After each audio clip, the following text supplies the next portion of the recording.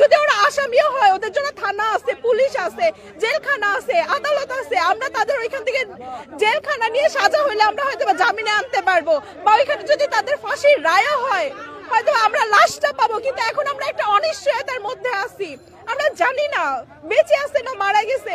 আমরা এখন জোর দাবি জানাচ্ছি, যিনি রাষ্ট্র প্রধান, এখন সেনাবাহিনীর প্রধান বা ডিজিএফআই মহাপরিচালক, আমরা তাদের কাছে আমাদের জোর দাবি, আমাদের আবেদন যে তারা এই আয়নাঘর নামক বাংলাদেশে যেখানে আছে সবগুলো মুক্ত করে দেওয়া হোক, সবাইকে বের করে আনা হোক।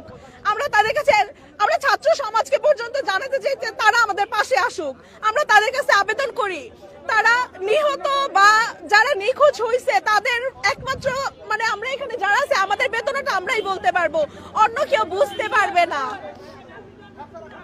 আমরা চাই, আমরা তাদের ফেরত চাই। আমাদের একটাই দাবি, আমাদের নিখোঁজ পরিবার সদস্যদের আমরা ফেরত চাই। আমরা শারমিন আক্তার চাঁদনী। জি, আমার